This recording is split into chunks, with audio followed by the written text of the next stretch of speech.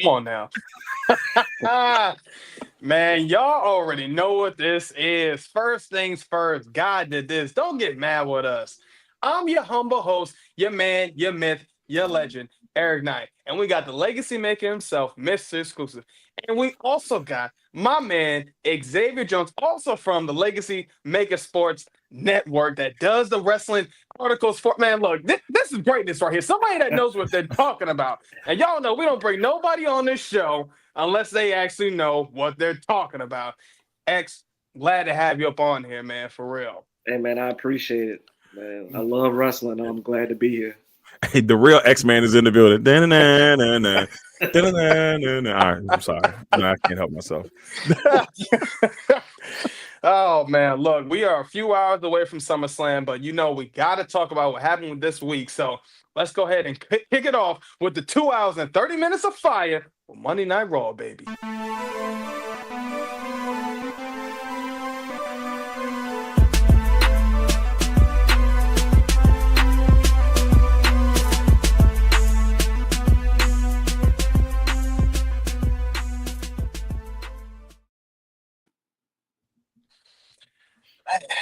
I ain't gonna lie, man. Monday Night Raw was actually another good going home show, getting us ready for SummerSlam. Cause I ain't gonna lie, this was actually pretty fire, man. Because they kicked it off with good old Jey Uso and Paul Heyman. Okay, first of all, Jey Uso coming out, trying to yeet it up, getting himself ready. You know how that goes. And then Paul Heyman comes out and interrupts, tells Jay pretty much that everybody has lied to you. Your mother lied to you. Your father, Rikishi, lied to you. Roman Reigns.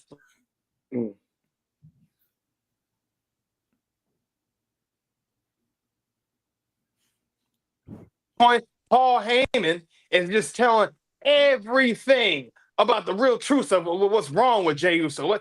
Why Jey Uso can't get it done. But Jey Uso, after that, tells Paul Heyman that everything that he's doing right now is doing this for family. He's doing this for his family. He'll do whatever it takes to get it done for his family. Now, honestly, I'm not even going to lie. At this point, I said, man, look, Jay, this was actually all right. Stumbled a little bit, but he held his own. 4 letters, 1 word. Yeah, you could have stopped. But hey, he even ran it back again. Of course, the crowd goes crazy.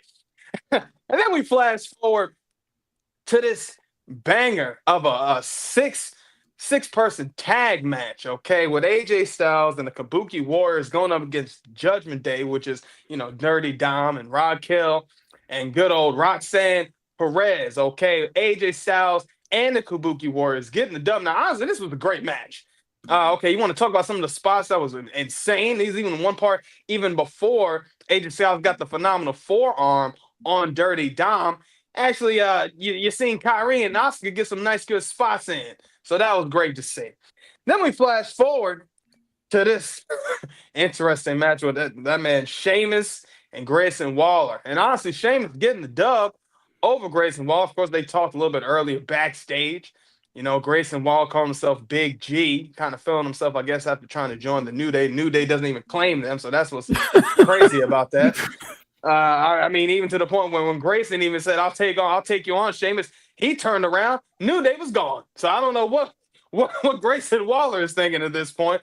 But I mean, honestly, taking an L, and then Rusev comes out of nowhere, attacks Sheamus with the shillelagh, beats the hell out of Sheamus, and honestly just leaves him just breathless.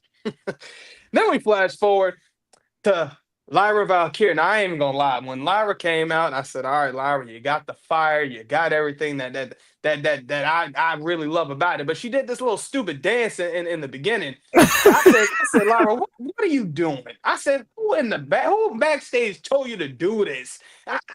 Anyway, doesn't matter, okay? Lyra talks about how she's ready to take on Becky, how she's ready to be the next 2-time Intercontinental Women's Champion. And then, of course, Becky tries to make it seem like she was coming out from the front, and she didn't. But Lyra seen it coming and literally gives her a swift kick coming down in the ring to the point she starts to actually beat the hell out of Becky Lynch with that kendo stick.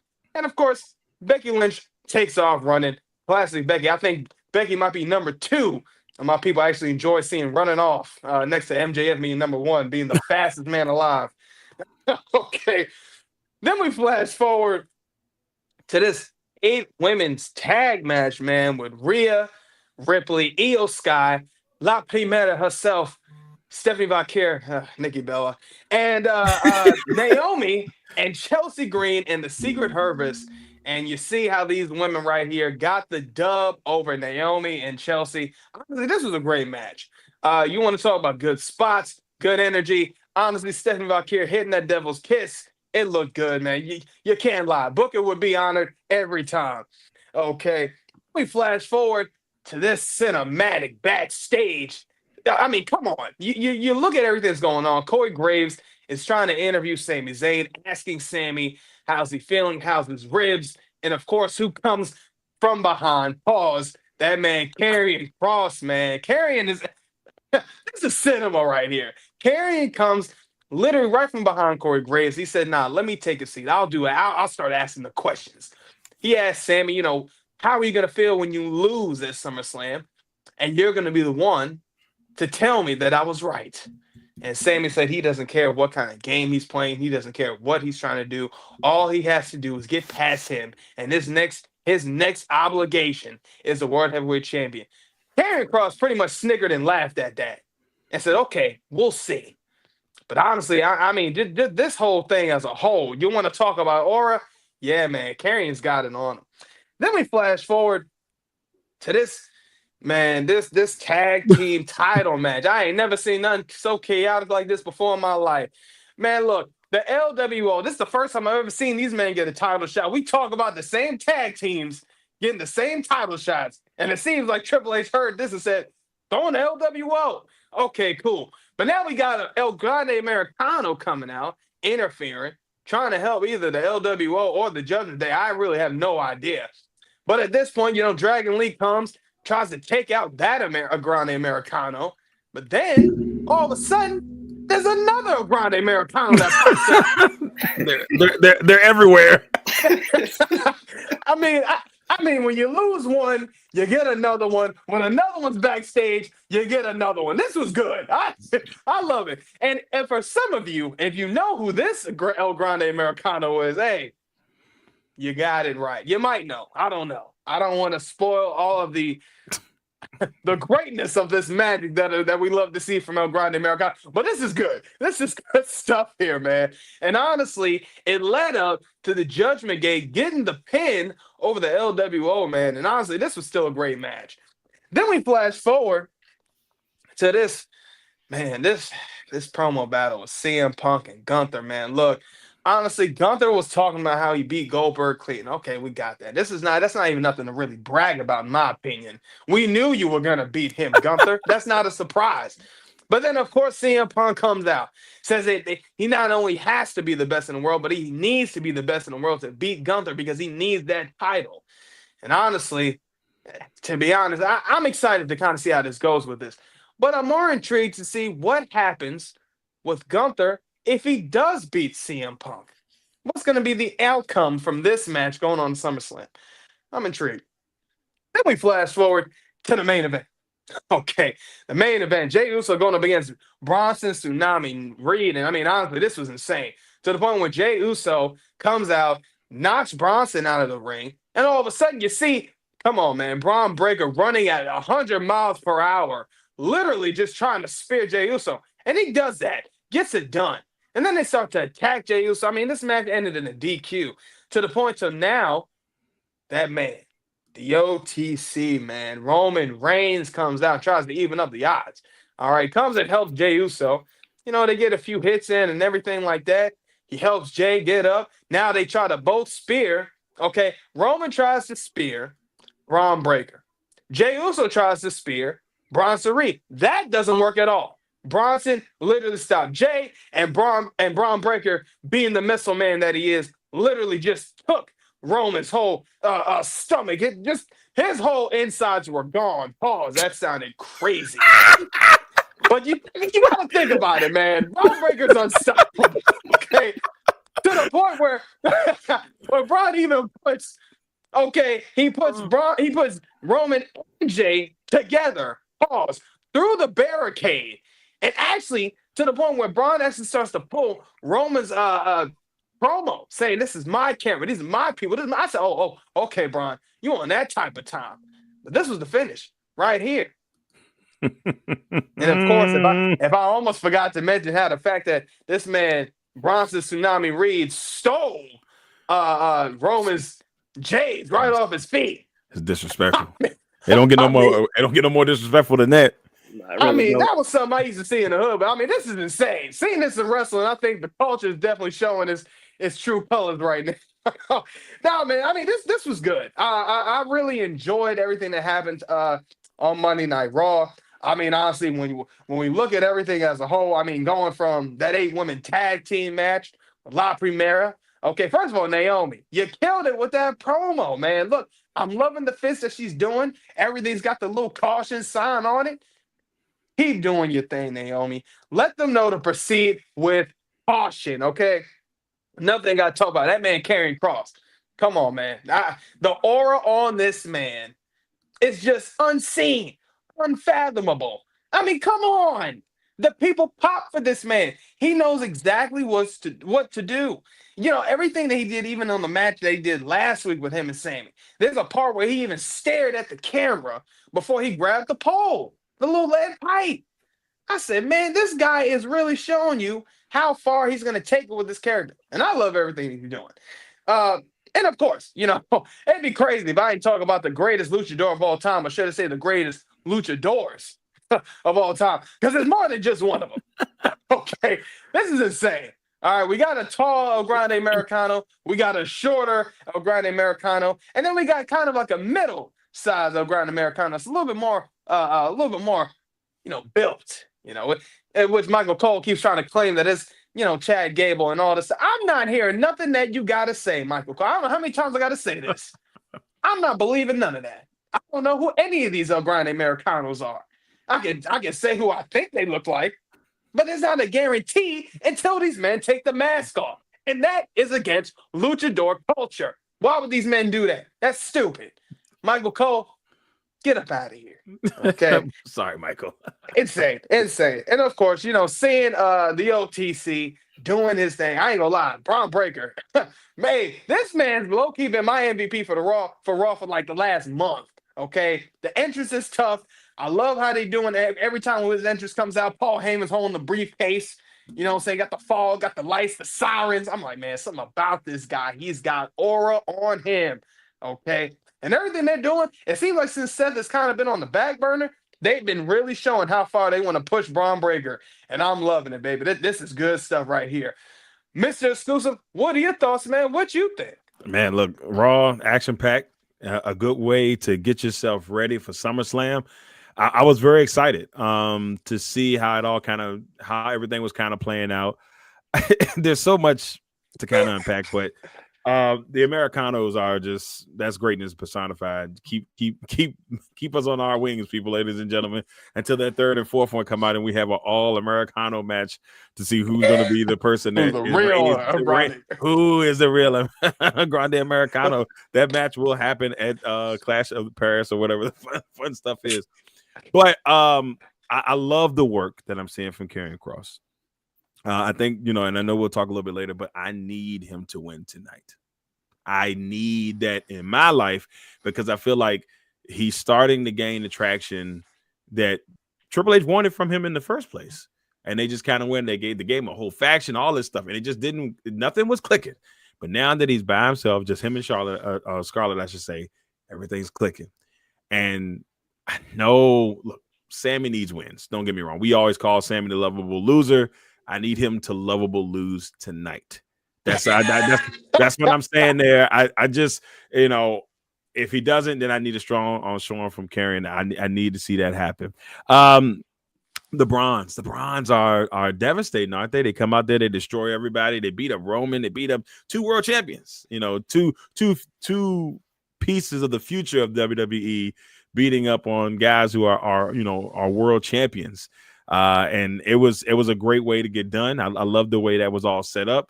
Paul Heyman, doing his role, doing what Paul Heyman does, making everything just whoever is around Paul Heyman, he elevates him. And just watching those two guys starting to get elevated, just Paul sometimes not even talking, just being there, and it's been just enough.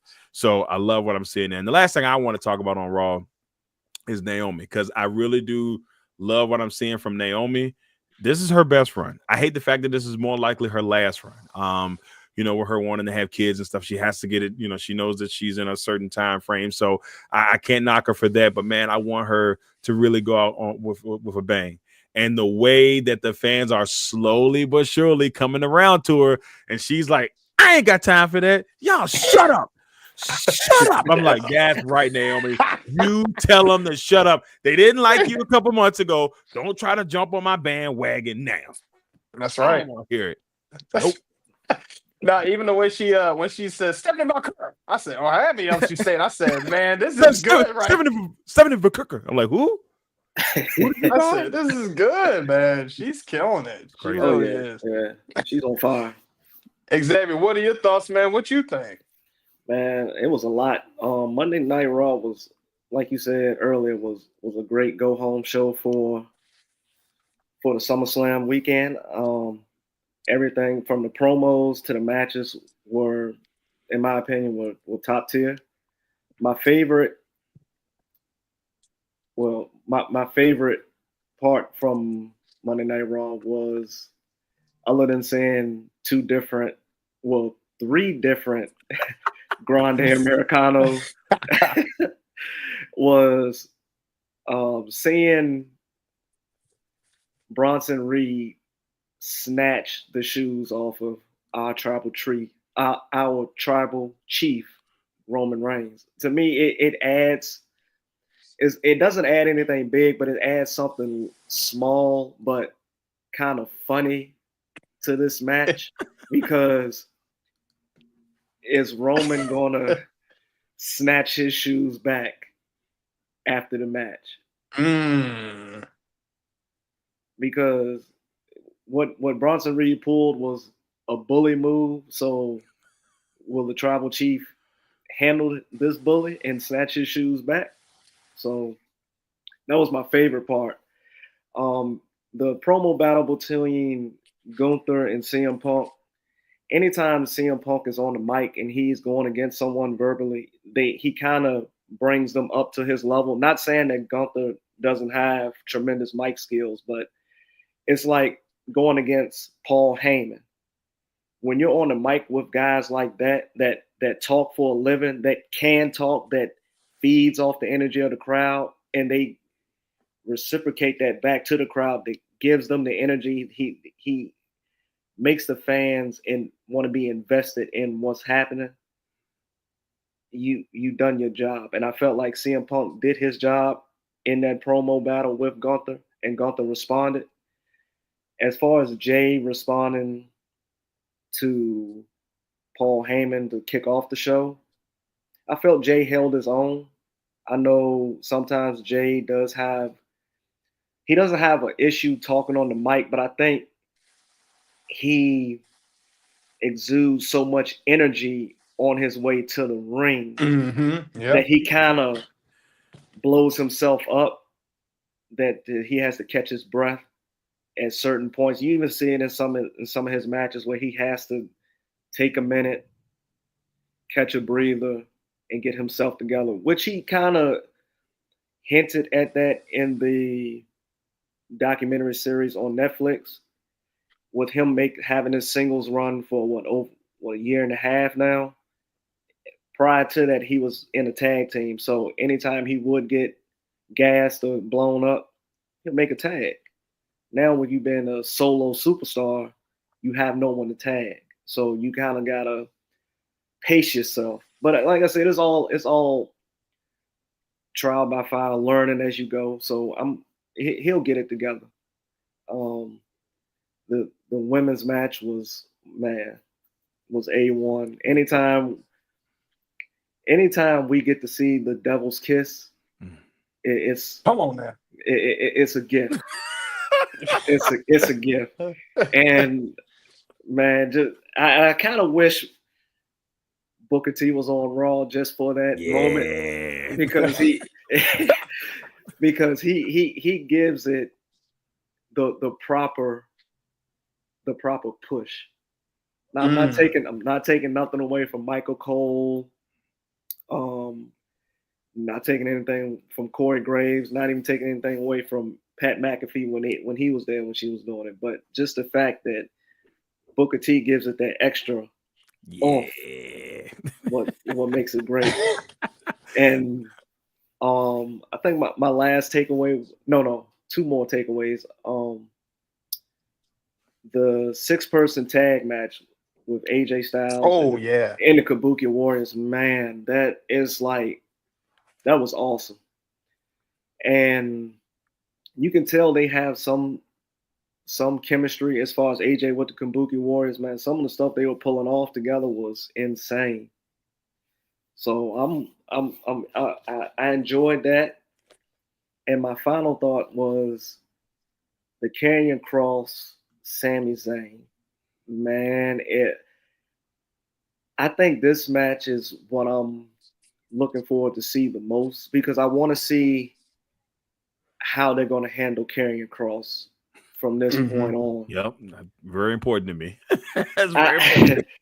I feel, in my opinion, I know Sami has been stating that, man, I want to win a world championship. I want to be champion. I don't think taking a loss to Karrion Kross hurts him, because I think Sami Zayn's momentum we're going to start to see towards the Rumble. Yep. Yeah, I think we're going to start seeing Sami, and I think this match. I think this match is going to help, because I think we're going to see. We're not going to see a heel turn from Sami, but we're going to see a more serious. I don't want to say darker Sami, but a more serious Sami, more focused and locked in on getting the job done. NXT 2015 Sami. Yeah, there you go.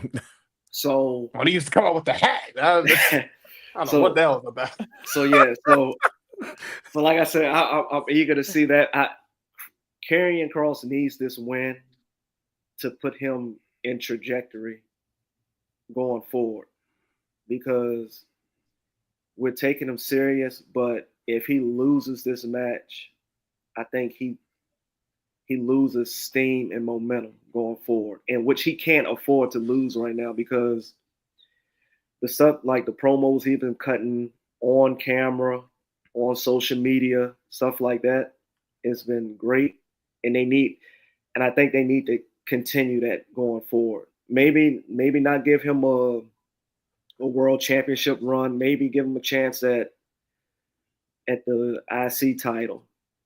Maybe I kind of noticed what they're doing. Maybe have him go after the AAA championship. I mean, kind of like this cross promotion stuff they have going on is great, because it's putting more eyes on different companies. So why not throw a curveball and have him detour that way? That's just my opinion. Yeah. I will say I want to see.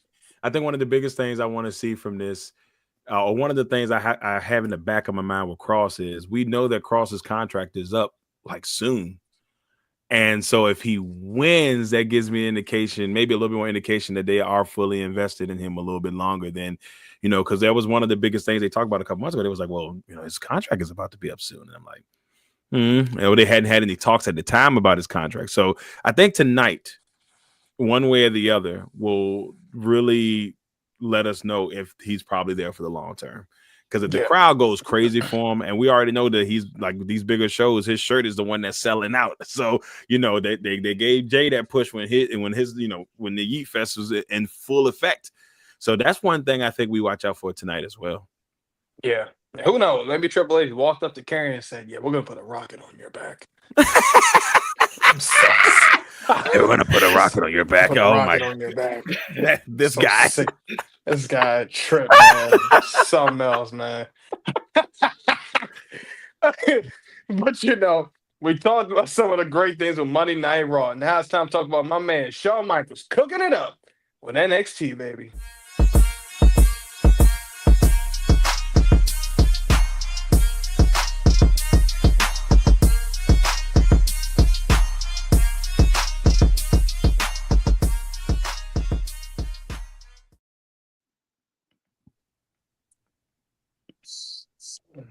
John, man, look, I ain't gonna lie, man. I'd be lying, I'd be capping if I didn't say you didn't cook up this week, man, because I was proud of you.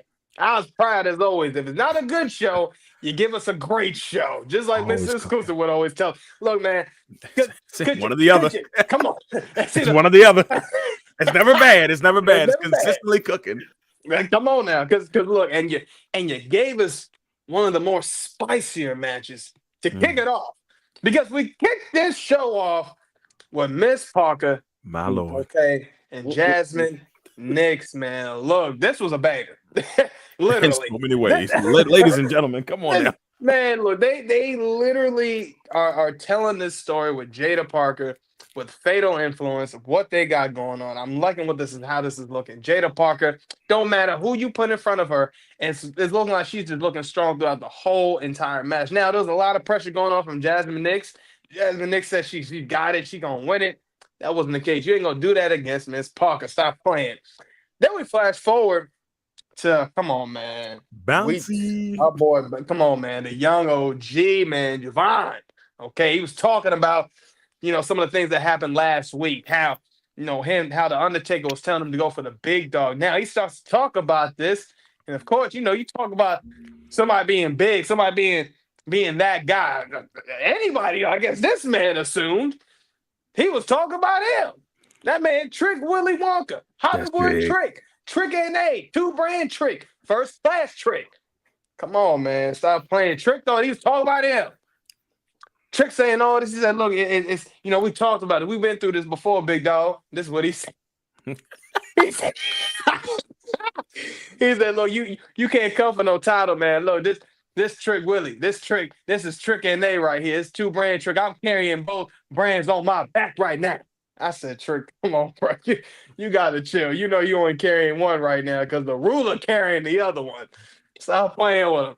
But then, even after that, okay, the young OG doing what he does on the mic, telling Trick to shut your ass up, this, that, and the third. And then after that, Wesley, man, Wesley comes out, and this was high rise, should I say. They come out with Trick. I ain't gonna lie, this actually isn't a bad group to look at in its full totality. Yeah. But Wes comes out, and I don't know where this it seems like, for me, when it comes to Wesley, it's insane. Like, again, a couple months ago, Trick slapped the hell out of you. Now you over here glazing Trick every time you see him. Insane. It's insane. It is insane. I mean, this is crazy. So Wesley comes out, pretty much tells Devon, look, there's no way you can carry that title. And then, of course, High Rise Trick, they all try to beat the hell out of the young OG. I mean, damn near embarrass them. Then we get Wesley versus Javon later on that night. But then we flash forward to that man, Tavion Heights, finally being free from the no quarter catch crew after he beat Charlie Dempsey. And man, this was good. This was a great match. You see our girl Ren St. Clair sitting out there in the ring, trying to be supportive. Damn, they almost ruined the match again. I mean, you ruined the match the first time. Tavion had it. You just immediately got scared for him. Let the man tap out by himself. Why are you throwing in the towel? This ain't Rocky Ford. Throw the damn towel. Rocky Ford. Yeah, come on. That's a classic. That's a classic right there. Some people don't be knowing about that. But I'm glad to see Tavion Heights, man. To see, we didn't see Miles Bourne get up out of it. Now we've seen Tavion Heights. I mean, at this point, you have to beat Charlie Dempsey to leave. What kind of cult is this? I mean, I don't even know how Ren's gonna get out of this at this point. She can't. I mean, who knows? Maybe we'll see what happens. Now we flash forward to this greatness starting up. Okay, Blake Monroe. Okay, comes out, starts talking about Jordan Grace. How says how Jordan Grace wasn't going to be there that night. Then proceeds to show past Jordan Grace. Now this is about 2017, 2018. Jordan Grace, 2016. If you've watched Impact back then, yes, this is how Jordan Grace used to look, and she was Big Mama Pump. Okay, and she worked her way to be how she looks now. But this is progress. Okay, no body shaming, Blake. Stop it. I mean, Mickey at this James point, stuff. Yeah, come on. they Mickey James, the bro, like Michelle. Yeah. Come on, bro. This was insane, man. Look, then at this point, who comes out after that girl, the Latina He herself, Lola Vice, tells Blake, "You're not a real superstar. You think what you did coming from another place makes you a star? Nah, not happening." But then, of course, who comes out after that? And this woman is active. Miss Parker, man. Miss Parker coming out. Look, I don't even know. Jada is Hey, Miss involved herself in so much Parker. stuff, man. This is good stuff. I mean, she's involving herself with Fatal Influence. She's involving herself with Blake Monroe. I said, man, Jada, what else are you doing right now? You're being a menace, and this looks good for her. But then who else comes out? And people thought it was Jordan Grace, but no, it's the wrong Jordan because it's my girl Lonnie, man. Look, Kalani Jordan comes out and she tells Blake Monroe, "Oh, were you looking for a different Jordan?" I mean, honestly, what was so weird about this is that she came out in a heelish kind of way, but then they start throwing hands. Everybody's throwing hands at each other. And then it's Jada and Blake Monroe outside the ring. And Blake is holding on to Jada. This was insane, to the point where even Jada looked over and tossed her off. I mean, this was very interesting sight to see here. Then we flash forward. Come on, man, to my girl, the big Lash herself, Lash Legend going up against Fallon Hayden. I ain't gonna lie, this was crazy. Nia Jax coming in, interrupting Lash, starting to beat the hell out of Lash. Comes in, she starts to attack Lash, throws Lash back in. Okay, Fallon Haley gets the dub over Lash, but then after Nia Jax comes and attacks Lash some more. To the point where, she hits her finisher on Lash, and I thought this was insane. But this looks good and looks interesting, and hopefully this is going to be bringing Lash up to the main roster because, by God, if you're going to bring somebody up, bring Lash in. She ain't got Bianca. You need the next best thing. And we know right now that is not Jade Cargill. So Lash is your best decision to do this with, okay? I love you, Jade, but I can't lie to you, girl. I just can't. Then we flash forward to the young OG, man, getting bouncing. Now, this was a banger of a match, man. I ain't even gonna lie. Wesley, Javon Evans going crazy, doing their thing. Javon even to the point where he even came out the ring, jumped on High Rise and knocked them over. I said, man, come on, Javon, stop playing. You looking like the super baby face right now. Crowd was going insane. He hit a super cutter. I mean, this was great, man. But even after that, who comes out and who's even on commentary? Trick Willy Wonka. But then, of course, Oba Femi, the ruler. Come on, man. Pointing at the young OG. Trick over there looking at the young OG and looking at Oba. Look, man, we can run this back. Stand and deliver. Come on. Let's run this back. And let's do it for both titles. And this time, I wouldn't mind seeing the young OG get that dub. I ain't gonna cap. Not because we know the OG, but because we know the OG. Then we flash forward to this main event, man. Ego getting the dub over Santino Morales, man. This was a good match, entertaining. Santino, you still got it. Trying to hit the Cobra on Ethan Page. Didn't work out, but good old all Ego doing what he does best. And this is the finish right here. Man, I ain't gonna lie, man. This was good. You want to talk about, people that have got the rocket ship on their back. I'm gonna tell you who. First one, Jada Parker. And look, they don't put her in the beginning of the show. They put her in the middle of the show. This girl's in two different storylines right now. I'm loving what they're doing with this. Man, she got to get one of these titles, whether it's the TNA title or the NXT Women's title, and the same thing for Lash. Okay, Lash, you getting that same treatment too, girl. Yeah, look, I'm loving what they're doing with y'all. They're actually utilizing them to do something more.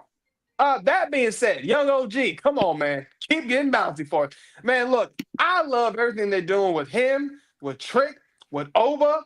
And look, we talked about Stand and Deliver. We talked about how good the triple threat match was with Trick, with Oba, with the young OG. And honestly, that might have been the best match of the weekend. And honestly, I'm okay if they run this back. The story that these men have told the last time, man, tell it again. And tell it how everybody's characters now developed since Stand and Deliver. Everybody's different from the last go-round. So I'm intrigued. Trick was crashing out. I want my title. I want my title. Give my title. Hey, I want my title. Now, Trick and A First class trick, Hollywood trick. This is a different trick we see it. Ruba still being the ruler, but I mean, you know how the ruler is. He's had a couple of close calls, but the ruler does what the ruler always said he's gonna do, and that's rule. And of course, the young OG, he done beat Jasper Troy. I'm sick of Jasper. I ain't gonna lie, I'm sick of Jasper. Nah, he's doing this thing. But you see what the young OG's doing? Beating up Jasper Troy, taking down Wesley, showing, you know, yeah, I know what the. Everybody want a match. Shut up, Jasper. Give me that match, everybody. Like, I want a match. They will bow the knee. Yeah, shut up. I'm not bending my knee. This ain't Game of Thrones, man. Yeah, I heard him say bend the knee. I'm like, he tripping. Yeah, what you think tripping. this is? Yeah. This ain't medieval times, man. This ain't Black Knight, and I ain't talking Martin Lawrence. See, look, I'm not doing this with this. But yeah, man, look, I'm loving everything that they're doing with this. Ethan Page killing it with that new title. Like how it looks. At first, I thought it was disrespectful because you ain't gonna do that title the way how you did it. Everybody knows the very first one to win that title was the greatest, almost one of the greatest wrestlers of all time, Adam Cole, baby. Why does that feel so special? Because I watched that man win that match. Yeah, we're there. Live in person. It's a different feel. It's a different type of aura when you see somebody win something so prestigious like that. So to take that title and toss it, you piss me off, Ethan, but I'll let it slide. But overall, I mean, great show. I didn't think there was anything wrong with it. Of course, Jada and Jasmine, you're gonna start it off with a match like that. Hey, you got people already intrigued. Can't lie to you on that one. Mr. Xclusive, what are your thoughts, man? What you think? Well, there's so much to take away from this. First, I want to say something that Triple H acknowledged on Unreal, and he was like, "Look, man, the women come." He was talking to Sugar Shane Helms, Hurricane, Yep. and he told him straight up. He said, "Look, the women are like miles ahead of the guys down there." He says this openly. I don't know if that's an open challenge to the men to say, "Hey, you need to step your game up," but he's not lying. The women come out and they come out firing. They give them a couple months down there, and 6 months they're out there like cooking. Literally. And so, you know, they've got something special going on down there on the women's side. And then we talked about that on multiple occasions. And shout out to Shawn Michaels, because yes, we talk about Shawn Michaels every week and it's always in a positive note. And you want to know why? Look, I don't want to sound biased, but I'm gonna sound a little biased on this one. I love the fact that they do such a great job on NXT on the African American representation down there. So it's so nice to see that your top 3 stars in the heavyweight in the NXT championship, you know, picture are all guys, you know, of African American descent. You just didn't see a lot of this of us growing. We didn't have a lot of representation. Like there was some as we got, you know, Nation of Domination. You know, we had a little bit of that, and we've had some good ones over the years. Half of the Rock. Yeah, half of the Rock. You know what I'm saying? Booker T, like, but it's always in spots. But the way this is setting up, like there could be a really nice wave of talent in the future that come out of NXT. You know, and just to give, you know, young, you know, black fans, you know, and just fans in general, you know, something different. And it just doesn't happen. And it's usually Samoans or people of Caucasian descent. So that's usually where it kind of goes. So it's kind of nice to see NXT just in embracing that with Kalani and Javon and Oba and Trick and Ms. Parker. I mean, and Lash. I mean, it's just they've done such a great job of building up that talent. And even High Rise. I don't want to like give them any love. Those 2 young guys. And I don't try to get me to try to remember names, but I should be better about that. But they have done a really good. Wesley being with them, Tyson and Tyree, Tyson and Tyree. There you go. They have elevated their game alone, just you know, with Wesley being in the picture. And shout out to Wesley, because when he did that front flip drop kick maneuver on Javon, I said, oh my. I was sitting there, I said, oh my, what did he just do to my man? So the talent that is screaming is just impeccable. And so I love what I'm seeing there. I wanted to give that shout out. Now, my girl Blake Monroe out here doing her thing. I'm glad that they made her a heel, because that's what she needs. That's what she's comfortable with. Yeah, you know. Yep. I want to say this to all the WWE fans out there: stop saying that this is a Toni Storm, you know, copycat, because it's not the same thing.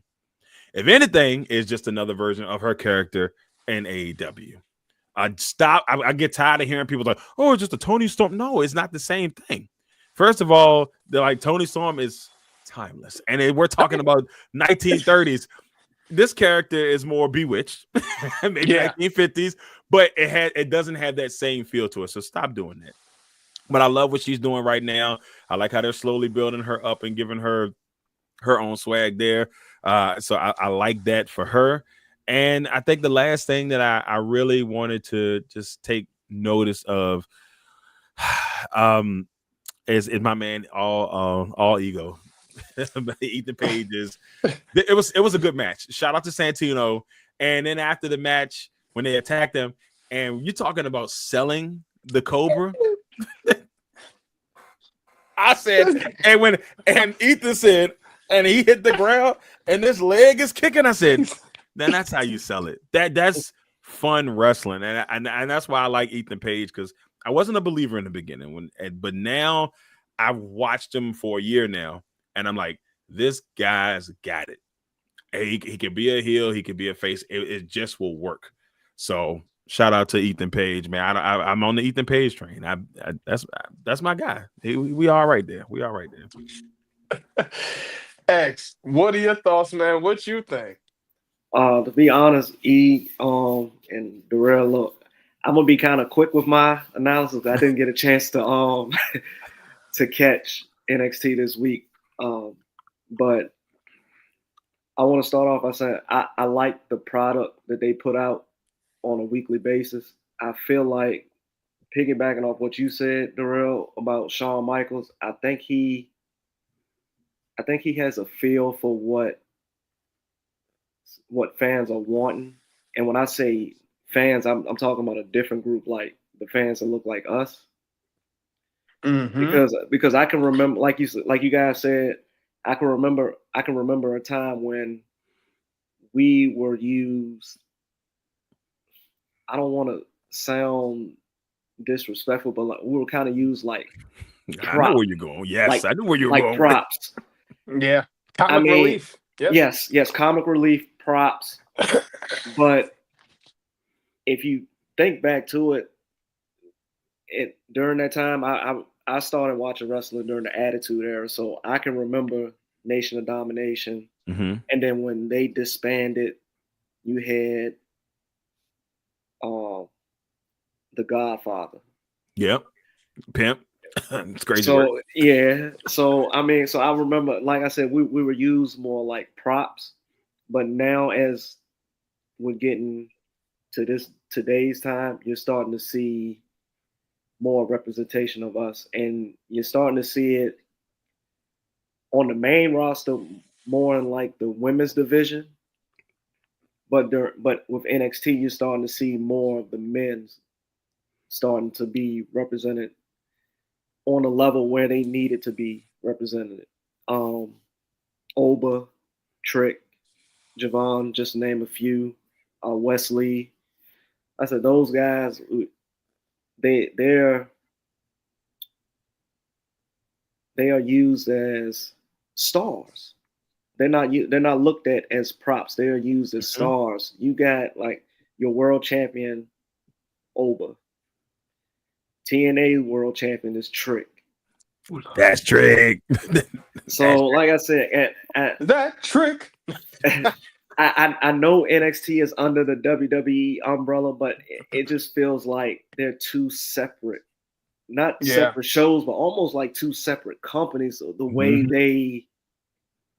way they present the people that look like us. Yeah. I mean, I love WWE Raw, SmackDown. I love it, but I just feel like NXT it's more for like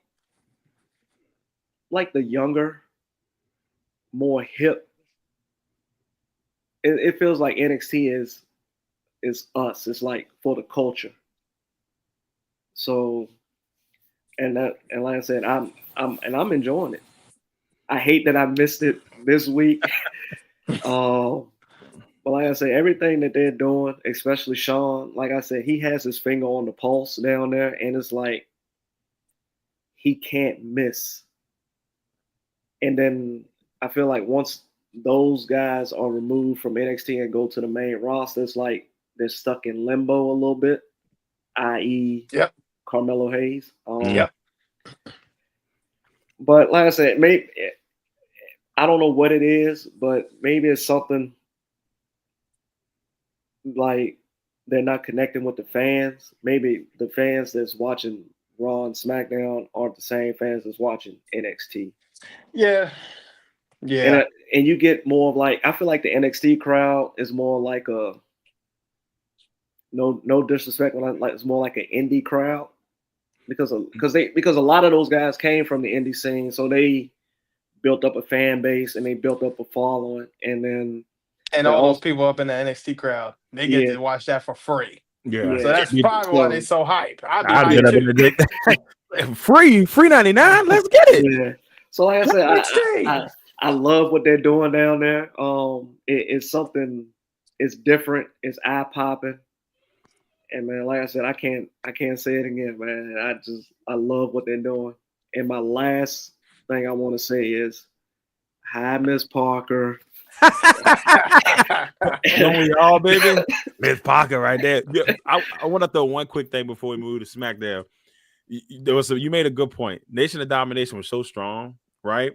And then when they broke up, other than The Rock, they gave them all weird gimmicks. And it's like D-Lo was just running around like a crazy person. He's just shaking his head. He running around shaking his head like a crazy person. You got a pimp.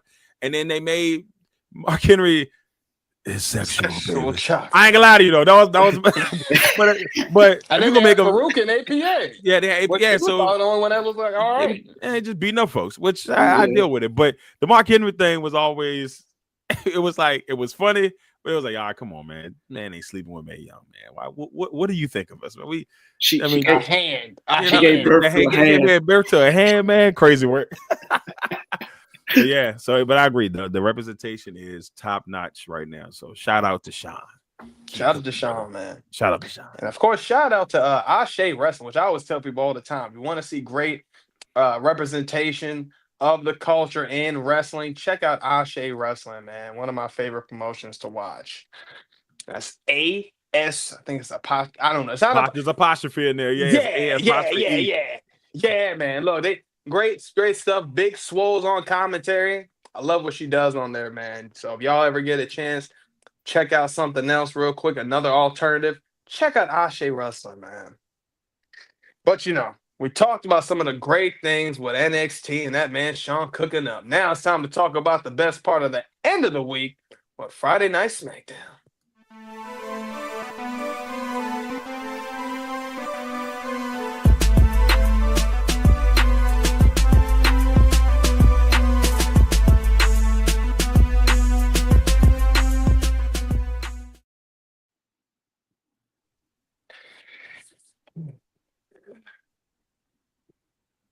I think about how SmackDown really was last night. A lot of things to take away from this night on SmackDown, man. I ain't gonna lie. Look, I mean, when it came to just starting off the show, I question as to what direction are we going with this now? After they done did this whole WWE Unreal, and we're gonna talk about that soon in a segment coming along in the near future. We're going to talk about that and break that down. But I mean, honestly, after seeing what they talked about on Unreal, this still don't add up to me. Bruce Pritchard, this is why I have a problem with you now. You sat there on that documentary and wanted to claim all the glory. Yeah, we talked about turning Cena heel. You idiot. When I seen that video, and I watched how they had Cody selling out, I said, well, this was a better picture than John. Granted, I loved how they did. Don't get me wrong. That was a special 30th birthday for me personally. I understood. I held that with pride because in my head, I thought there was going to be more. And the fact that y'all gave us this BS summer, oh, yeah, well, the plan was always for Travis. But where the hell was the final boss? Where's my guy? MIA. I'm telling you, man. Look, I ain't gonna lie. This segment to me felt like There's more layers that they're about to pull under this, because this right here, we kicked it off with Cody and John Cena. Now, first of all, Cody telling John he wants to see the real John Cena. I don't know what happened with John. By the way, coming out with the Jets colors, I thought was insane, disgusting. But at least Cody got Giants colors on there. You go. Hey, you know what? I'm all for it. Makes sense. Y'all are in the city. Let's do it. But Cody telling John Cena he wants to see the real John Cena, and then John Cena says, "You know what? Yeah, I've been tired, and you brought it out of me, and all this, that, and the third, and then all of a sudden we see babyface John Cena come back, just like that." What? Snap of a finger. At the snap of a finger. Can't even go to the rest show. I gotta talk. What the hell was that? Cena, are you kidding me? Cody, are you kidding me? I couldn't believe this was going on, man. Look, in ways, Cena said what he said. The crowd turned immediately, and honestly, I don't know, man. This I don't know. Anyway, then we flash forward to this match here. Honestly, Julia versus Zelina Vega. I mean, I can't say we've seen a different outcome happening for this. I mean, come on. What are we talking about? We're talking about the beautiful madness here. Julia defeating Zelina Vega. And by the way, with Kiana James as her manager. I like this. I need to see Kiana James, doing a little few things for Julia here and there. Let's make this title reign mean something. Let's do it.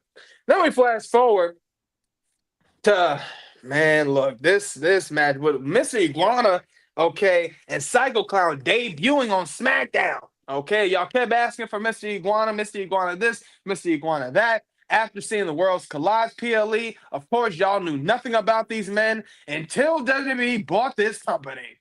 And y'all are all head over heels for these two. But for the real fans that know who these men were, we know these men have been doing greatness for years.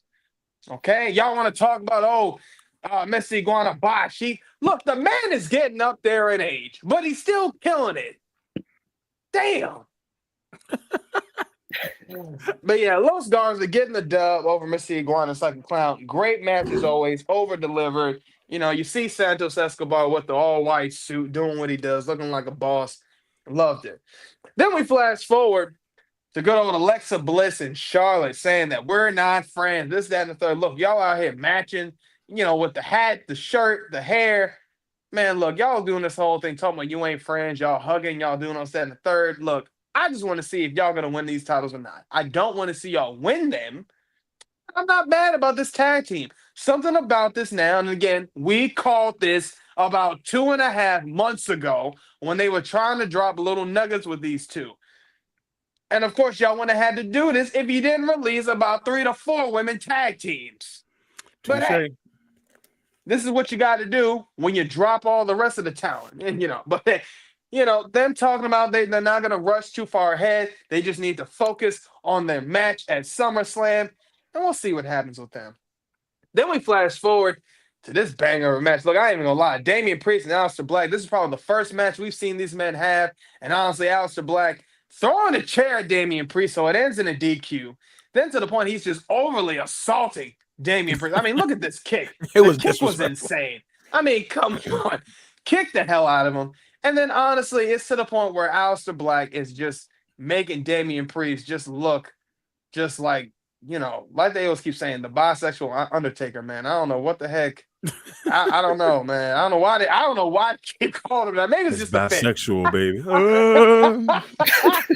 I don't know, man. Damian Priest he went low Vice, though, so he's winning in some ways in life. So, hey, you got the Latina heat, okay? But man, look, I mean, Aleister Black looking strong, making Damian Priest look weak, and honestly, they need to have a Street Fighter something for this. So maybe they're brewing up for something really good for Clash of Paris.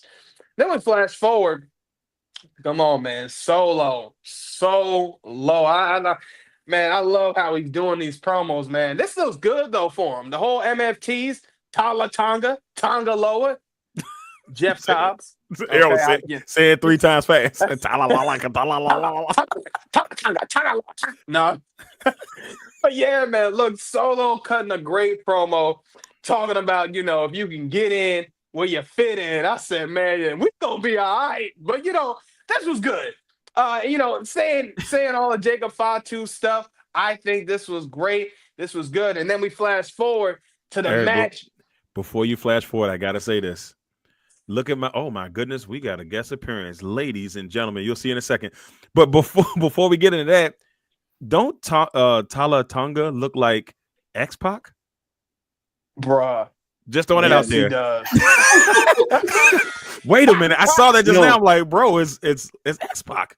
No, he looks like the guy that played The Rock in that show, Young Rock. Just what it is.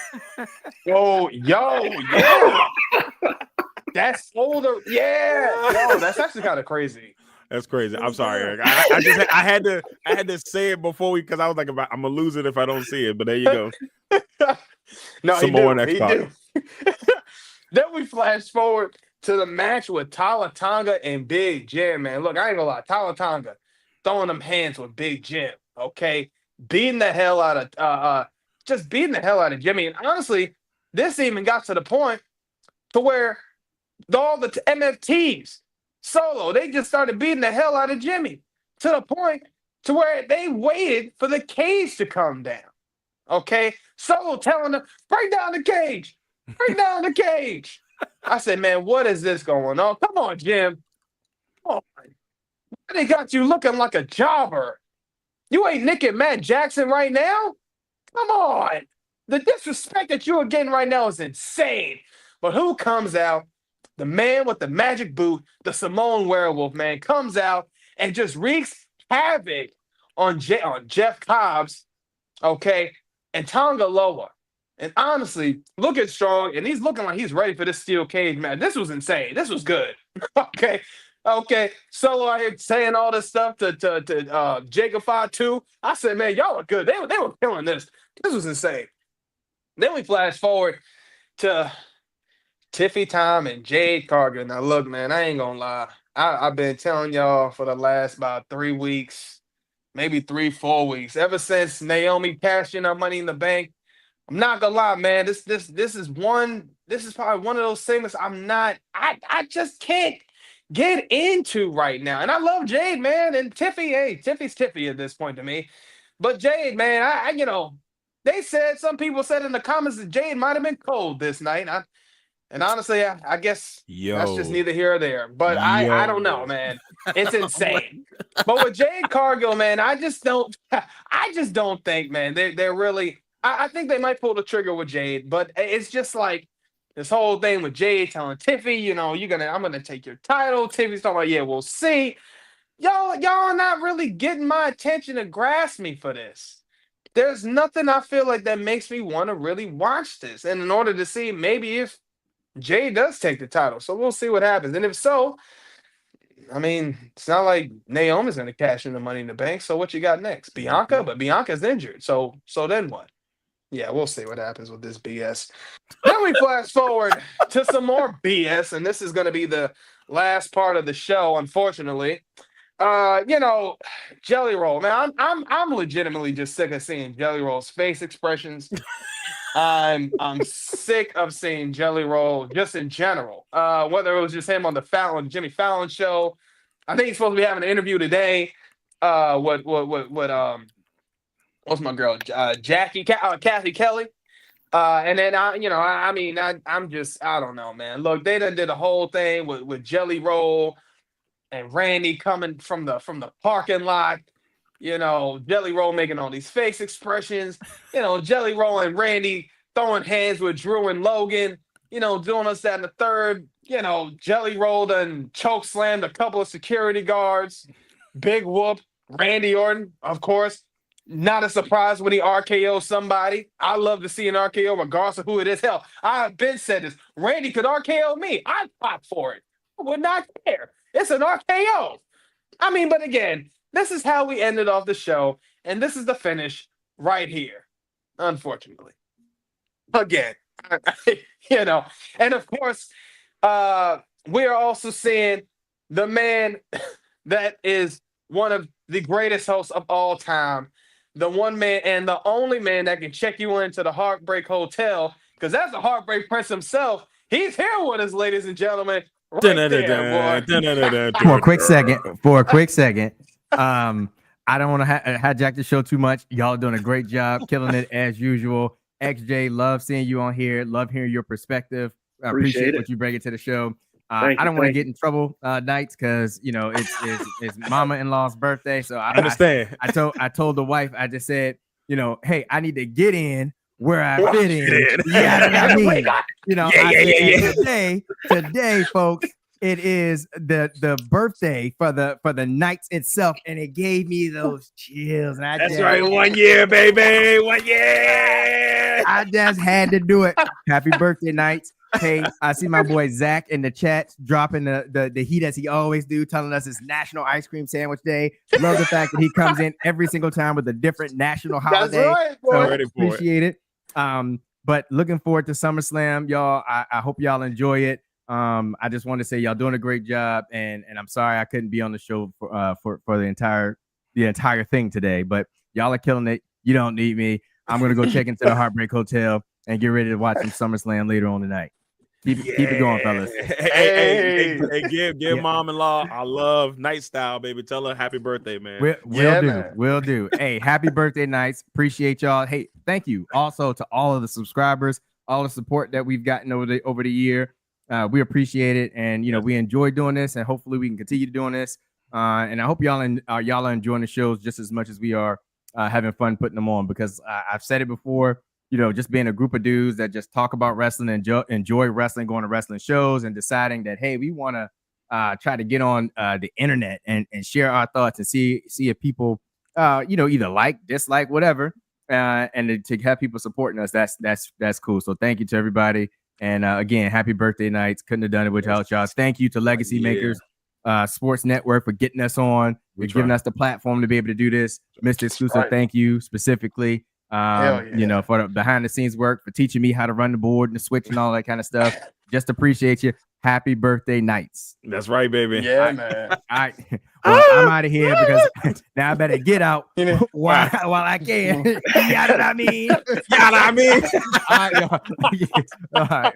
I haven't taken it easy. Also, as you isn't as you ain't with the Knights. Still 2 words for you. Thank God. All right, y'all. I'm out. That's the HB Prince, baby. Come on now. Come on, man. Look, this man, you see how the Heartbreak Prince is. He trying to get in where he fit in. And he gonna be all right, you know what I'm saying? Oh man. But man, SmackDown was pretty interesting. I think the first half, solid. Y'all had me. The last half, man, you lost me. I couldn't believe it. I couldn't believe it, man. I mean, when you starting off the show pretty high, first of all, I was questionable when it came to Cody and Cena. I said, yeah, see, something about this in my soul ain't sitting right. And I just didn't know what it was. But we'll see what happens on Sunday with that whole situation. Hey, seeing Mr. Iguana and Psycho Clown, loved it. I could tell they were really happy to be on that stage, being on that platform, being able to just make those moments, man. Honestly, again, Mr. Iguana and Psycho Clown, y'all been great. You don't need some of these tribalists to tell you otherwise. They didn't know anything about you until you were under the umbrella. Okay? Look, make moments, keep doing what you're doing. You're great as is. Another thing, man with the magic boot, Jacob Fatu, you're killing it as always, man. Look, Big Jim, I don't know what we got to do with you, man, but we can't keep having this. You out here doing spears like you're Jay? Come on, Jimmy. There's a reason why Naomi's calling you Big Jim. Show them why. All right, now, wait a minute. Wait a minute. We ain't talking about that kind of Big Jim. We ain't talking like that. We ain't talking. That's a super pause on that. That's a crazy. But you know what I mean. If she's giving you the confidence, if she's saying all these good things about you, you need to show them why, man. Big Jim energy. Come on, brother. Where's it? Come on now. Show the Big Jim energy. Just the family wise. I don't know what you and Naomi be doing because this. Anyway, but yeah, last thing I'm gonna talk about, Jelly Roll. Please, let's just get this. How much did this man pay to get on the main event of SmackDown? I don't get it. We have the steel cage situation that was going on with Solo and Jacob. A steel cage. You don't have that be at the main event? You don't have that at the ending? You put that before, and then you gonna put Jelly. Man, come on. I really just be trying to figure this out. Honestly, I really do. I just can't wait for this thing to be over. I just want to see my man Drew praying as always. Oh, that was one thing, man. Look, just to hear Drew McIntyre talking about telling Jelly Roll, I see you're a man that talks to God. I see you're a man that has you're a man of faith. Well, just to let you know, I pray. When I pray, Jelly Roll, bad things. I said, man, come on. You can't be playing with this man, Drew McIntyre. He's a real prayer warrior. It's crazy work. Come on, man. That man's a prayer warrior. That man stay in his prayer. Man, you can't, man, look, I just know if Drew is praying the way I know how he prays, we looking for a W for these men tonight. Mr. Xclusive, what are your thoughts, man? What you think? Drew 316 just said, I prayed. That's all I'm saying. I'm just saying Drew 316 said, I prayed. But I want to say that low-key, I am intrigued about this match with Jelly Roll in there. But it's only because I want to give Jelly Roll one prop. And this man knows how to sell a Claymore because both times that where Drew's foot that met his face, devastation. Now, the one that at Saturday Night Main Event, man, he sold it so well. When he kicked him, I said, I was sitting in the chair right here, and I said, "Whoa!" Like I jumped. It was so clear. So I will give him a shout out to that. And so I need Drew one more time. You know, just one more Claymore, that just for my purposes. So, but you know, that match is going to be that match. But I want to see that in that match. Then we talked about Mr. Iguana. Look, I piggyback off Eric on that. Look, the man made a mistake, little botch, but he still made, even though he slipped, he was able to still bounce back from it, like it was nothing. I like what he brings. I love the character. A couple weeks ago when him and Santino were going at it, that was priceless. So if you haven't had a chance to go see the clip where him and the Cobra took on the Iguana and the Cobra struck the Iguana and the Iguana hit the ring and then everybody was like, the whole crowd, kids started crying. You can't tell me you're not over it. The kids started crying when it was crazy when the Cobra struck the Iguana. So go back and watch that if you haven't had a chance to watch that.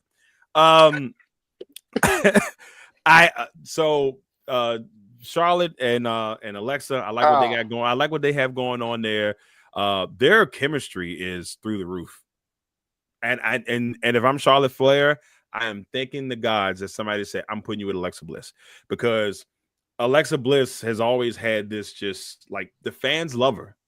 She's got a good swag. She can talk, and she's a really good talker on the mic. Like, not a lot of women in this division can go toe to toe with Alexa Bliss. And I'm not just saying that. You go back and watch some of her work. She's really good on the mic. So I like them together, and it's like a buddy. It's like watching a buddy like cop film or something. Like watching them two go together. So I like that.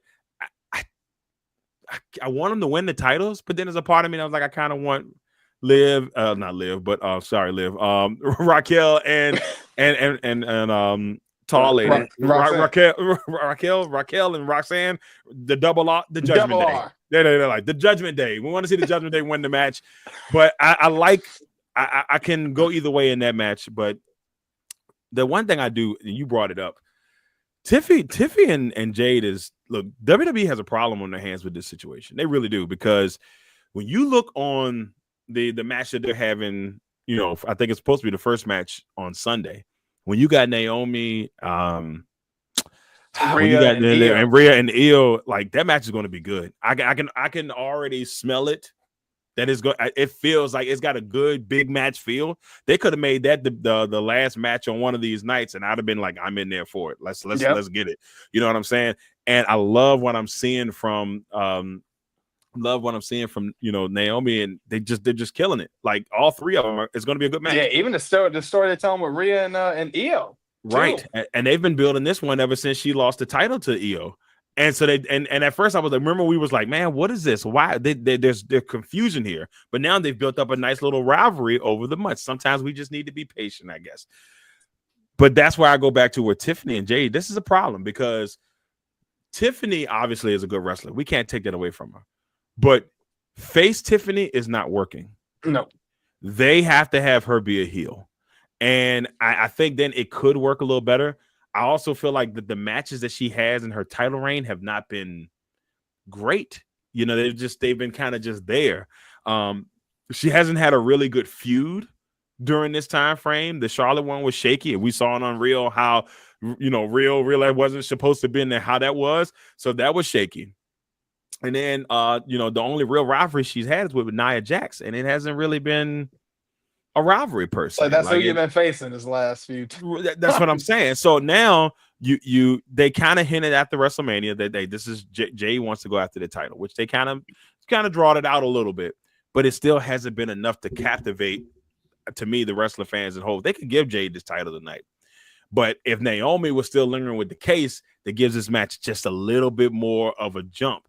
Now I'm like, okay, so let's say Jade wins. Where do they go from here? Like, because I feel like right now, and I can't believe I'm saying, but the SmackDown women's division seems like it's taken a really big step back. Yeah. And with Bianca being hurt and no Naomi, I'm just like, oh, what do they do from here? So that match is, I want to see how they play it out, but I'm not excited about it because you know how I feel about Jade. Jade still has work to do. And it's gotten better, but it's still not where it needs to be. And if you're going to put the world title on her, you got to give her good opponents, and she's got to be able to carry that bad boy. That's the one other thing I'm worried about. Last thing I'll bring up, because I know so much greatness with Fatu's and Solo, they killed it. But Cena and Cody, we could be getting worked right now. Cena could be faking it, the funk, just to give Cody the thing. Oh, I'm about to get the clean Cena, and then he might hit him with the Paul Heyman. It might hit him with the Paul Heyman low blow. But that's why I'm kind of intrigued to see where that kind of lands. Cody could turn, but there's a part of me that I don't think he will. And it may be just a ploy by John Cena, because it's very hard for them to turn their money makers. For the longest time, it was like, well, Bianca was there, and they weren't even talking about turning Bianca heel. And because of that, and then it's the same dream right now with Cody, where Cody's making so much money as a face. Do you make the move and make him a heel? That's the intrigue, and what's what I love about wrestling. That's the intrigue because you don't know which way they're going to go. Personal opinion, maybe the double flip, maybe Seth Rollins makes the move. I don't know, but overall, SmackDown was solid. But what a way to open the show to have you thinking the rest of the night. It was a good job by them. It was a good job. Yeah, man. X, what are your thoughts, man? What you think? To be honest, I think the Cena and Cody situation, it could work. I feel like Cody as a heel could have been better than the Cena heel that we got. Because when I first saw it happen, I remember jumping up like, oh my God, what is going on? What is happening? We're getting a heel Cena. And I kind of felt like that was going to be like a major shift within wrestling. But as I was watching it play out, I think it got to a certain point and then it kind of plateaued. Yep. Because every finish of Cena's matches for the title, it kind of ended the same, which it kind of made Cena look weak, some sorts. Like, yep. Not every finish should have been low blow, title shot to the head, cover 1, 2, 3. Oh, yeah. Exactly. And if you're gonna give him a title shot to the head, make it believable. Yeah. Make it believable. Yeah. Too it was clean. like- He's such a good like- guy. I don't know. Yeah, Should I just- get him? It's like he Lean barely it- touched him. Lean into it a little bit more. Yeah, leave your feet or something, man. It just was like Exactly. Like- and then I want to piggyback off what you were talking about, the Jade and Tiffany situation. In my opinion, I felt like they pulled Jade to the main roster too fast. Too fast. I felt like she should have had a stint in NXT to work out some things that she needed work on. Because now we're kind of seeing her work on these things in real time during matches, and it doesn't slow down the pace of the match, but you can tell that she's not all the way comfortable.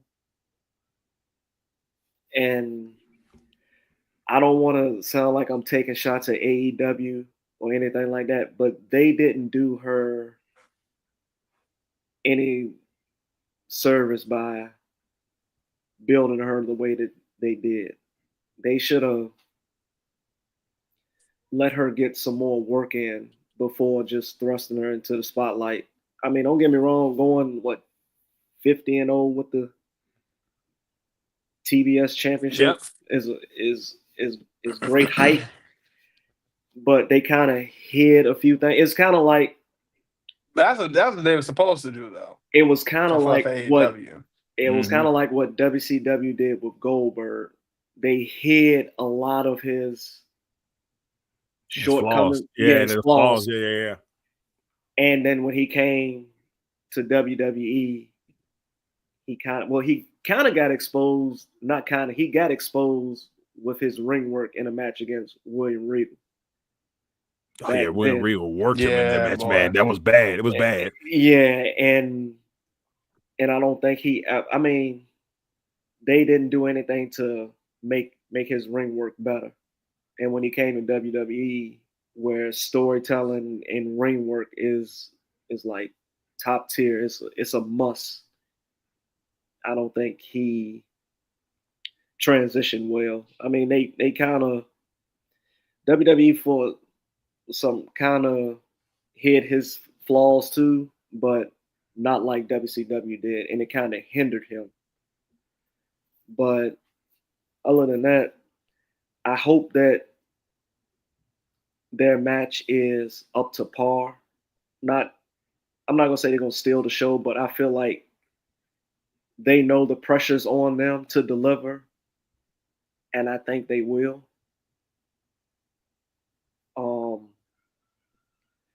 Anything dealing with the bloodline is gold. It's just that anything the bloodline touches or touches the bloodline is gold. They, in my eyes, they can't do anything wrong.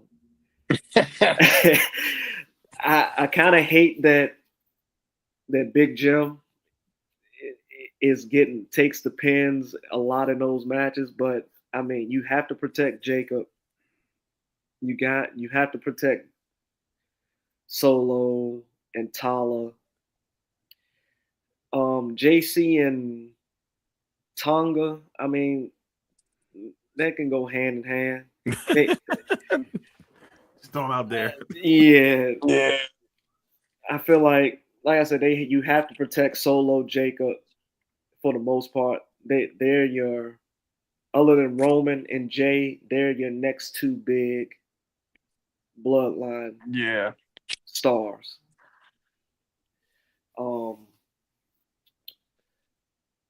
And then my final thought is the last segment of the show. Garbage. Yeah.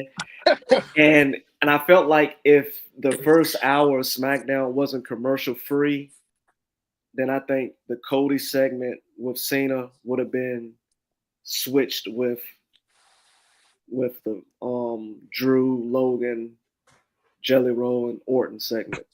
Yeah. Because I felt like that should have been at the beginning of the show. Yeah. Yep. Cody and Cena should have been last. Hands down.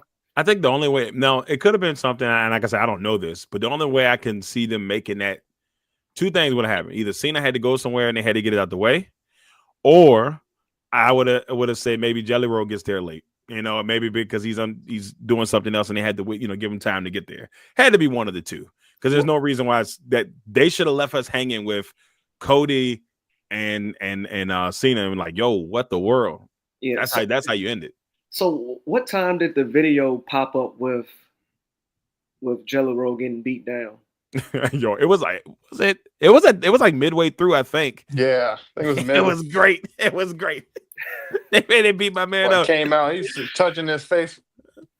His face expressions, I'd be like.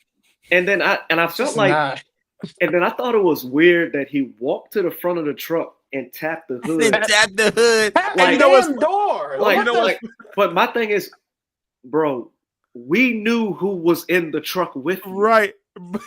It made me laugh because in my mind I was like, he gonna tap the hood, and I was surprised he did it, because I was like, he walked out. I said, he gonna tap this hood. Watch. He got there. He said, I said, well, ain't this? I said, he actually tapped the hood, and he came out there. I was like, Orton come out there, guns are blazing. All right. Like, wasn't a surprise. You've been coming out with Randy for the last few weeks. Yeah. So what makes the go home show of SmackDown any different? Exactly. I think they could have did without that. I mean, it's just little things that could have left out. No, and when you end, and you make a good point, when you end Raw the way you do, and it ends with, man, the tribal chief's shoes got stolen. It's crazy work. And then you end with this, and you're like, you had other options. Like Eric said, you could have ended with Solo, and Jacob, and everybody would have been cool with that. You could have ended with Cena and Cody, and it would have been okay. You had two options, but you went with this one. Because I think it would be weird if I was sitting in the crowd and they lifted the cage for that segment, and then you just have the cage hanging over top of the ring. Right. Yeah. For the final segment, I'm like, why? Yeah, it's just why? Sorry, I don't get it. Yeah, I'm telling you, I'm gonna blame Bruce Pritchard. I blame Bruce Pritchard. I blame Michael Hayes. I blame all of them. That is still like free birds running. So many things in that documentary pissed me off. Seeing Abyss, by the way. Oh, yes, sir. To Bruce Pritchard. What the hell, Abyss? Brother Love. That pissed me off. Brother Love. I love you. I just don't want to be mad at me. I said, man, come on, Abyss, throw a pair. I ain't gonna lie to you. Know who you are. I'm not gonna lie to you. That kind of pissed me off. Yeah, it kind of. I felt bad for Abyss because they kind of like sunned him a little bit without trying to, but then if you look at Bruce Pritchard just standing there or sitting there, just like looking like, you'll wrap this up anytime soon. Yeah, but what kills me about it, you're on Netflix, so why are you rushing? That's what I don't understand. That was the part. There's not another live thing going on after Raw. So what's the problem? So I mean, and I understand going over, but I mean, they were almost done, and they were pressing. I'm like, well, this is Raw. Like, they're fine. They're not. This is the premiere. This is the first episode. You're gonna be okay. So that part was kind of like. But then didn't they say that you never know when Raw is going to end? Raw can be a 3-hour show, then it can be an 1.5-hour show. So like you said, what was the rush? There was no rush, and that's the part that kind of got me. I'm like, I don't understand why they're doing it, but yeah, they did my boy Abyss dirty, and I love Abyss is my dude. Like, he's my favorite TNA wrestler all the time. That's not going to change. That really bothered me. I said, you're not going to treat my boy like this. I'm sorry. I'm like, why are you shaking? Why are you looking like you so? And then he scared. He looked like Joseph Regal, Park. And then he asked Regal, like, yo, is he mad at me? Like, really? I said, how old are you? 12? I said, what is this? And then on top of that, he produced a great match. Exactly. And that's the crazy part. Like, that's not over fine. Like, he produced a great match. Okay, they run over from time to time.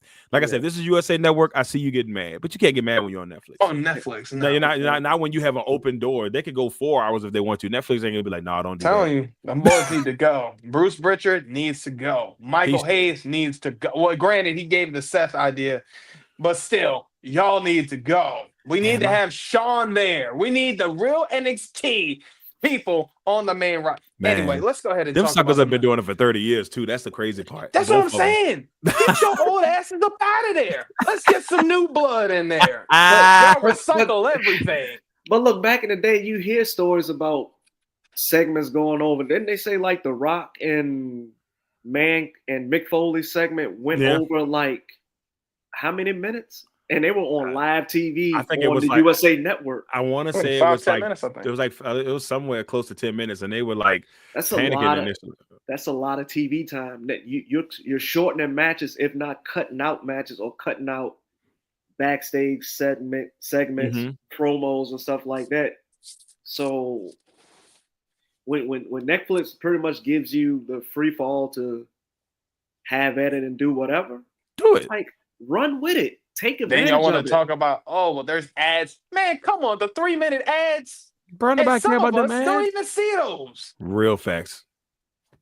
Somehow I'm still seeing ads, and they're telling me I got the top tier. I still don't get this. Yeah, I don't understand that either because I got the top tier one, and they be like, it may include ads. Why am I seeing this on Why my would it may premium include ads? It shouldn't see any ads. I ridiculousness. Whatever.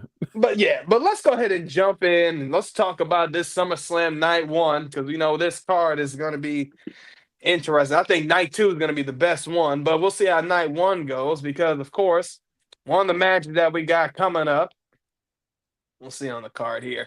This should be interesting, okay? Roxanne Perez and Raquel Gonzalez going up against Charlotte and Alexa Bliss. Honestly, I think my pick for this still going to be the Judgment Day. I think either way, maybe Dirty Dom might have something to do to help them out, maybe not. But I just can't see Charlotte and Alexa winning this only because I want to see more from the Judgment Day when it comes to Roxanne and Raquel, and I want to see what happens next when Liv comes back when they still have the titles. So I don't want to see a downfall from these two women. Plus, Roxanne's been killing it.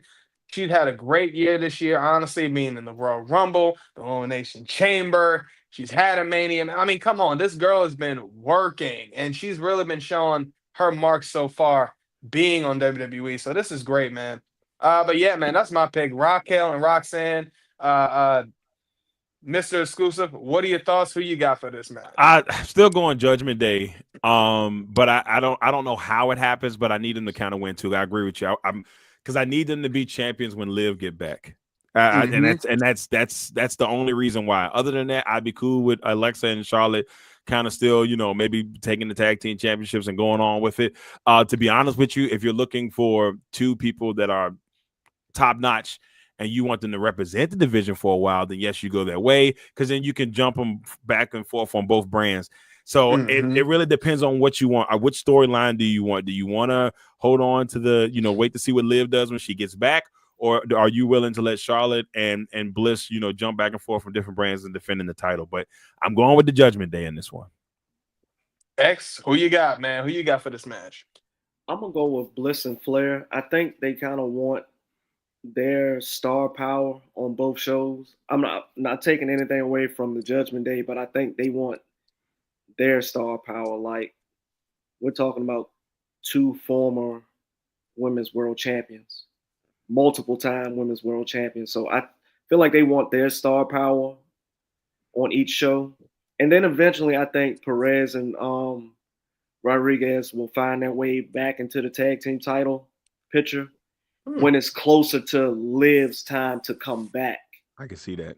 I can see that. I can see them doing like a tag team tournament, turmoil, whatever they want to call it, and they winning, and then somehow, and by this time, maybe Charlotte and Alexa are bumping heads more, and then you can see a split between them about to occur. And I think them losing the tag titles back to Perez and Rodriguez will be the straw that breaks the camel's back, and they split and go into a feud together.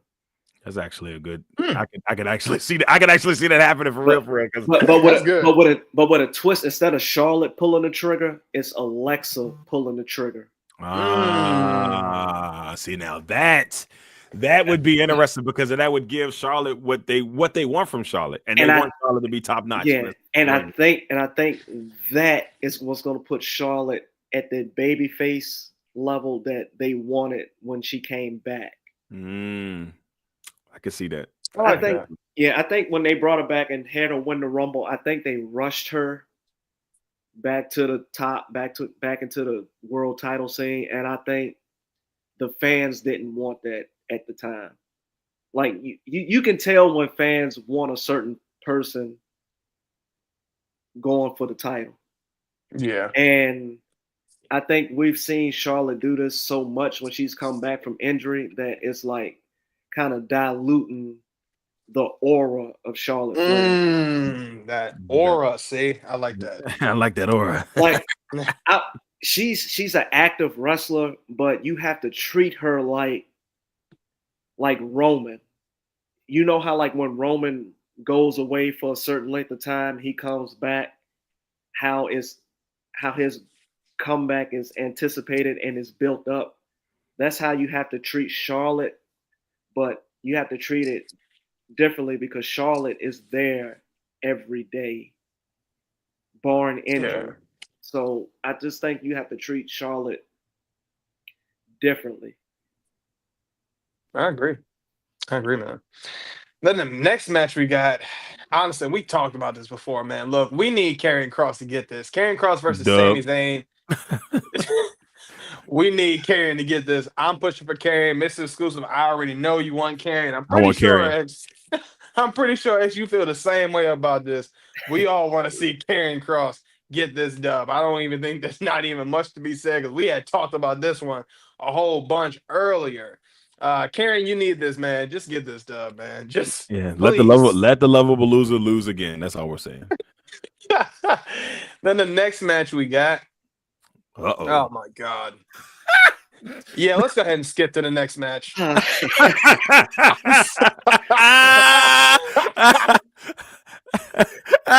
sorry, Randy and Drew, but I can't do this with the man on the bottom left. I can't. Hey, that's your dude right there. But I'm going with Orton and Jelly Roll. Orton and Jelly Roll for me. Yeah, that's what I'm thinking. Orton and Jelly Roll.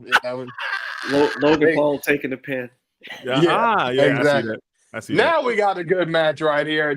Roman Reigns and Jey Uso going up against the Bronze and Paul Heyman, man. Look, honestly, I'm pushing for the Bronze. I think the Bronze are going to win this, man. I think some about it, man.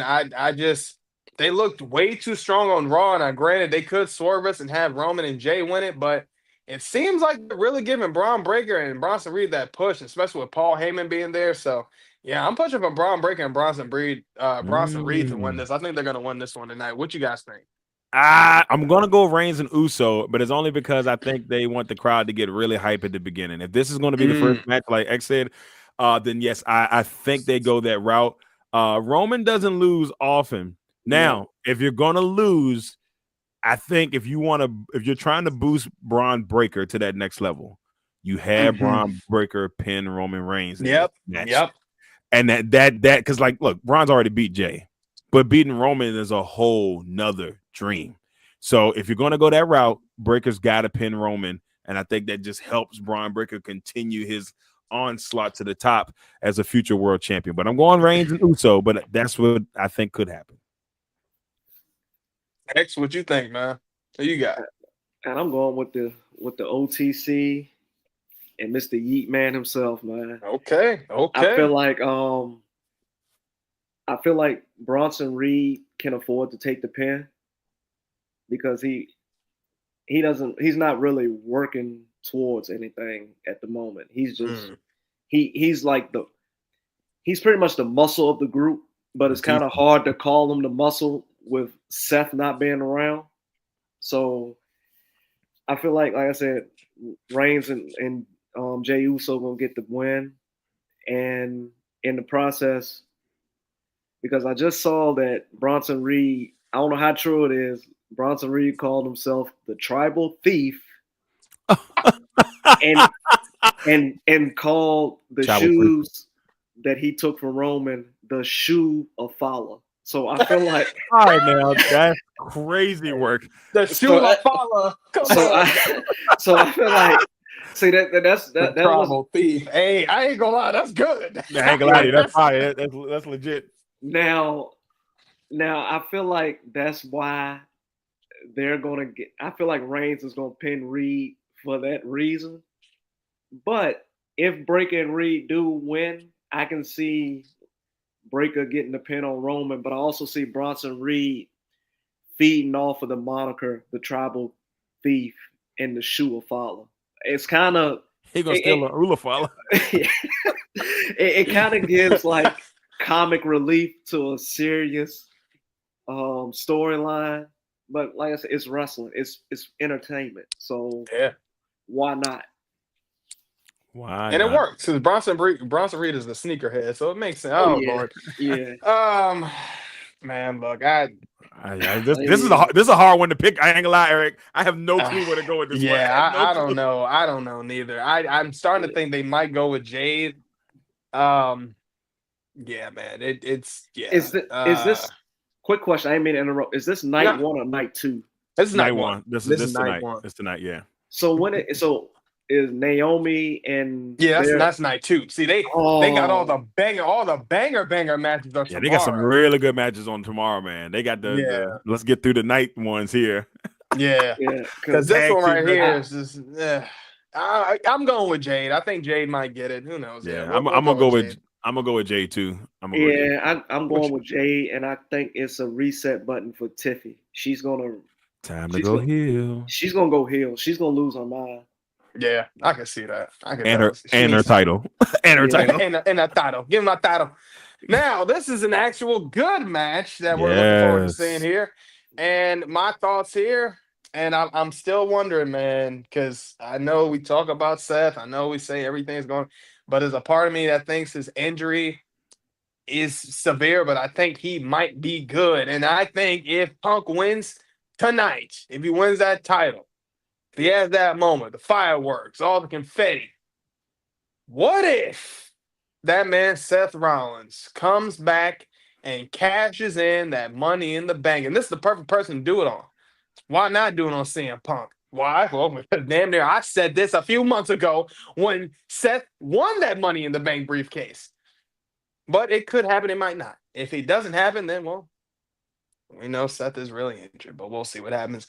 I'm starting to think maybe Punk might win this, and I'm going to go with Punk on this, man. It's a little tough for me to decide because I don't know what's going on with Gunther, and I feel like some of his title reigns on this second go round, just still ain't hit. But I'm thinking that Punk at the end of this gets the dub. Mr. Exclusive, what you got? Who you got for this? Yeah, I'm going with Punk too. But I mean, I wouldn't be surprised if Gunther wins, but I'm going with Punk too. I agree with you. I think Gunther's title reign is, unfortunately, both title reigns have been reigned not properly. And there was moments where like we talked about early in the year where Gunther was really strong against Jey Uso, and I thought, okay, they're on the right direction, and then they reverted right back. So, but I'm going with Punk. I hope he gets to at least leave the arena with the title. But I don't know if that's going to be the case, but I got Punk. Yeah. X, who you got for this? And I'm going with Punk.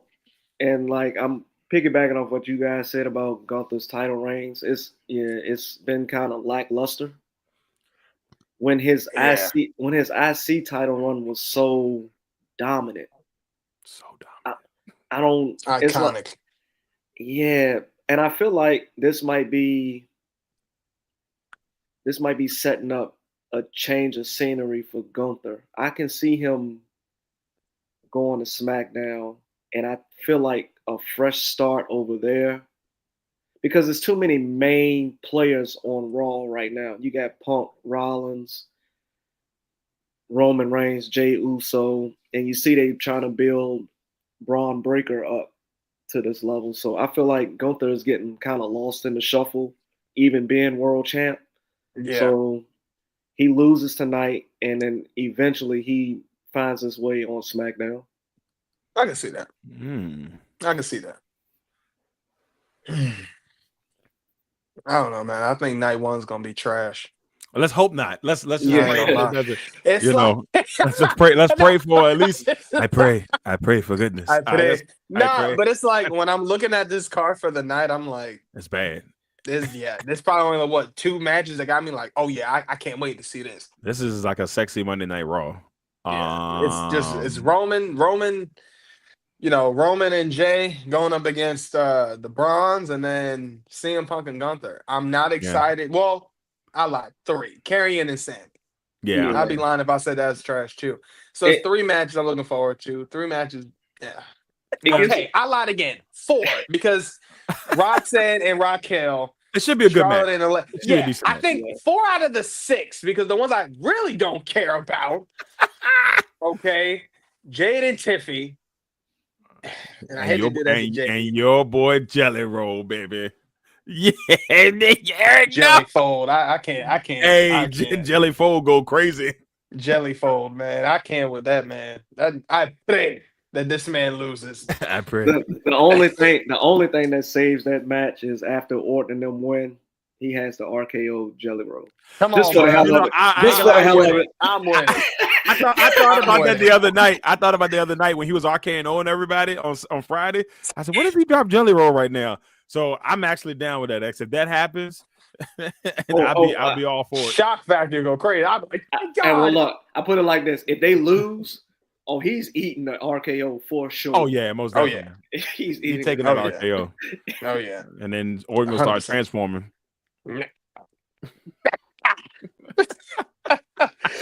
Oh man. But we talked about some of the great things that happened on Monday Night Raw, with Braun Breaker, OTC, Jey Uso. Talked about some of the great things with Shawn Michaels, how he's cooking up with Jada Parker, Lash Legend, Lonnie, and of course the young OG. And we had to talk about SmackDown, everything going on, with the man with the magic boot, Jacob Fatu. Okay, Solo Sikoa.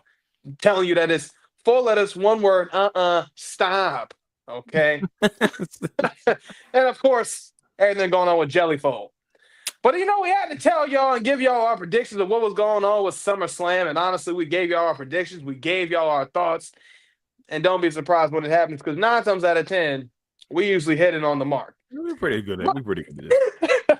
That being said, make sure y'all follow all of our social medias. Y'all already know what this is. Facebook, we on that. X, we on that. Instagram, we on that. TikTok, we're on that as well. And of course, we always appreciate your love and the support y'all giving us. And we tell y'all all the time, like and subscribe to our YouTube channel so we can keep giving y'all that content the exclusive way. Come on, man. Stop playing. Y'all know what it is.